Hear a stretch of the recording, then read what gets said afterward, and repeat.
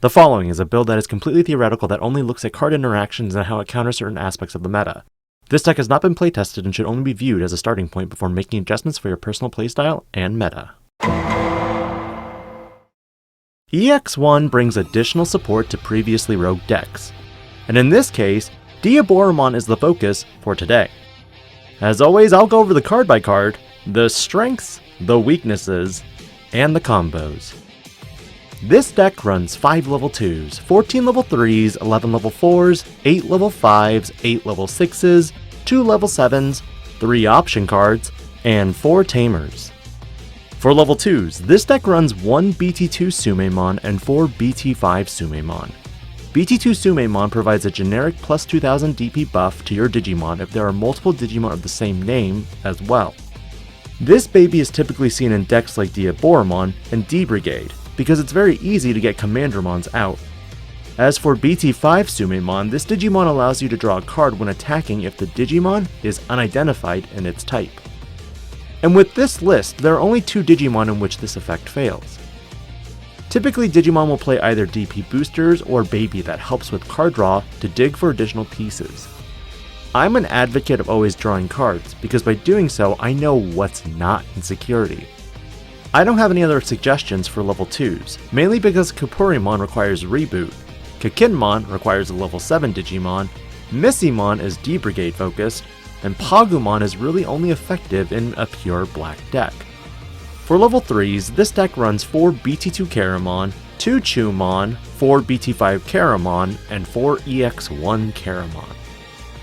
BT2 Karamon is another way to draw cards when your Diaboromon start multiplying.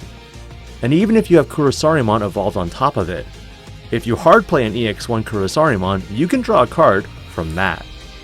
Chumon is a memory blocker that's standard for decks that want to counter blue decks, and decks that utilize memory boost in general. With BT5 Karamon, you have an efficient way to dig 5 cards deeper for specific counters, and out of all of the cards in the deck, you only have 5 dead cards that miss the mark, as seen here in the video. Everything else is unidentified, or an Arata Sanada. Finally, EX1 Karamon brings some DP buffs to Diaboromon that it previously didn't have. Sure, BT2 Sumemon gave you plus 2000 DP, but this is 1000 DP for each other Digimon with the same name as this one.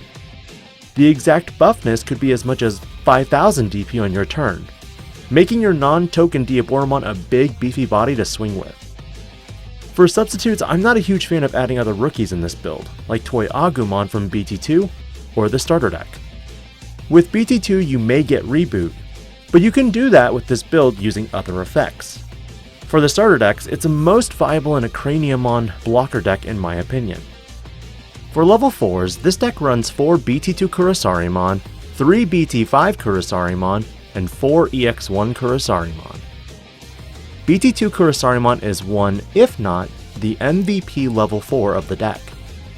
Because of the inheritable, when a Digimon with the same name is played, you gain 1 memory. This card is predominantly used to Digivolve into Diaboromon and generate tokens without passing turn back to your opponent.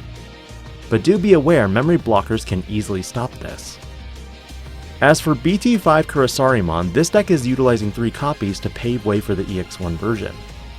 With this Kurosarimon, all Digimon with the same name gain Rush. In addition, when you Digivolve into this Digimon, if you don't control Arata Sanada, you can play him.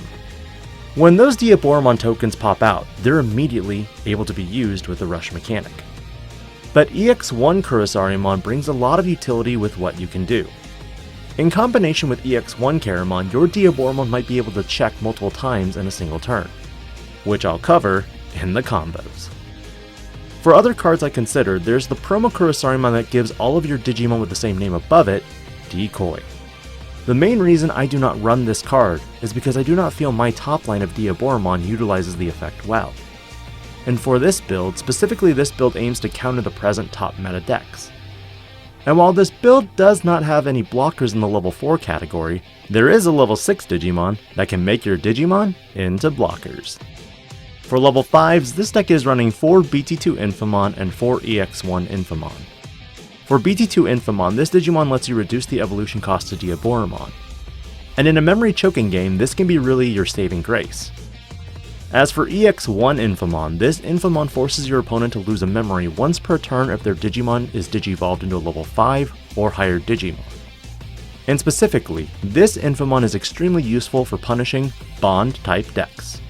And while Agumon Bond decks may not have ways to get around it, you're still forcing Gabumon Bond decks to give up a Hammer Spark or pop that memory boost in order to go into their Gabumon Bond.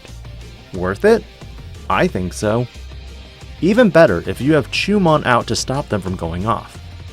The only other option that I considered for this deck was BT5 Infomon. And this Infomon lets you put a Diaboromon token onto the battlefield when the Digimon above it is deleted. While also allowing for warped Digivolve plays, I feel the memory is better utilized in Digivolving in the safety of the Rays, considering this variant of the deck does not run any other memory Tamers. For level 6s, I run 4 BT5 Diaboromon and 4 EX1 Diaboromon. BT5 Diaboromon is your token generator, and if you have multiple Arata Sanada out when he's Digivolved into, can spell a lot of trouble.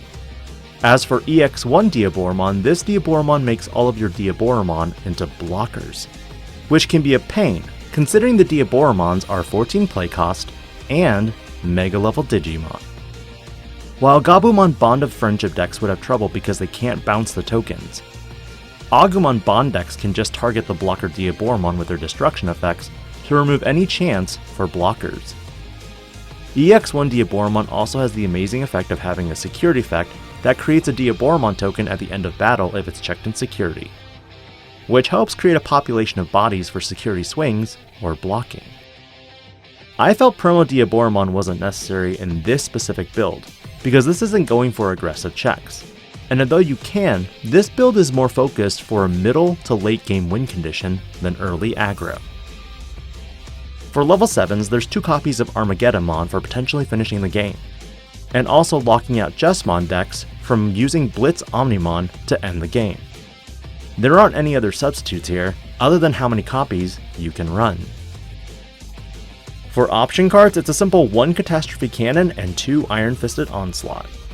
1 Catastrophe Cannon mainly because with potential security effect Diaboromon going off, I felt that if a token is created, this creates a higher chance that I can get the effect of Catastrophe Cannon to go off.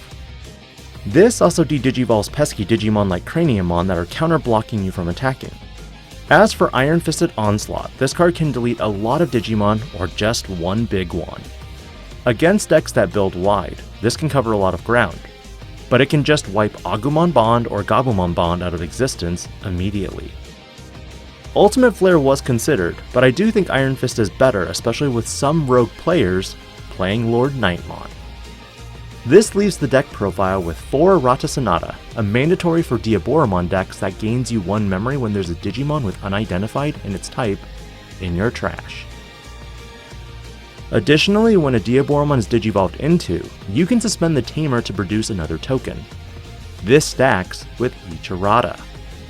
Now there was consideration for Izzy Azumi, but I didn't feel the memory Tamer meshed well considering not all my cards are black. And with Izzy Azumi and Joe Kido, the only time your black Digimon gets deleted is if they are level 5 or lower. For strengths and weaknesses, this deck in theory has a lot of consistency with what the BT5 Caramon can do. Draw power wise, you're relying completely on Sumemon and also the BT2 Caramon for cards. You don't have cards like Toy Agumon to help with this if they don't attack. And while the deck in theory can go toe to toe with Bond decks, I personally feel right now Security Control would be one of its worst matchups. As for combos, this deck has 3 primary combos that I'm going to show here. First, let's assume your opponent has just passed you 1 memory and you have the following stack: BT5 Sumemon, EX1 Caramon, BT5 Kurisarimon, and BT2 Infomon on the field with 2 Arata Sanada. Arata Sanada sets your memory to 3, assuming you have an unidentified Digimon in your trash. You Digivolve in a BT5 Diaboromon for a memory cost of 2, putting your memory to 1, and then you produce not 1, not 2, but 3 Diaboromon tokens. BT5 Kurisarimon gives all of your tokens Rush, which gives you 4 swings into security. This was your standard combo from BT5 with Diaboromon tokens. Let's refresh the scenario with a few card changes. Now say that the BT5 Kurosarimon is a BT2 Kurosarimon, and your BT2 Infamon is now an EX1 Infamon. And this time you evo into EX1 Diaboromon. This pushes out 2 Diaboromon tokens and they have blocking. But wait, the EX1 Infamon makes them 5000 DP blockers, and you gain 2 memory from the BT2 Kurosarimon underneath. You pass back by playing Catastrophe Cannon to de-digivolve one of their Digimon and generate a 3rd Diaboromon token that can block. And because you played another Diaboromon token, this pulls the memory back to 1. Now the last scenario, let's change BT5 Kurosarimon into EX1 Kurosarimon. Again, digivolve an EX1 Diaboromon for a memory cost of 3, putting the memory to 0 and produce 2 tokens. Play Catastrophe Cannon for 4 memory, putting their memory to 4 for a 3rd blocker. Next turn, assuming they couldn't game you, you can swing with the EX1 Diaboromon.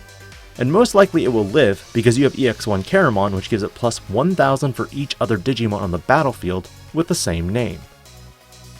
Now swing with one of your blockers, and if it gets deleted, unsuspend your EX1 Diaboromon with Kurosarimon's effect. And if you can guarantee the deletion by, I don't know, blowing up one of the tokens to play Armageddemon, this also works. Diaboromon has some really fun tricks, and while in the combos you could have used promo Diaboromon at any time instead, I'm a more defensive player excluding when I play red, because red is just super aggressive. But what are your thoughts on Diaboromon in general? Do you think more Tamers are necessary? Do you think promo Diaboromon is still the best Diaboromon? What are your thoughts on its potential for facing off against some of the top tier decks? Let me know in the comments below. This is DIGI-PANDA, logging out.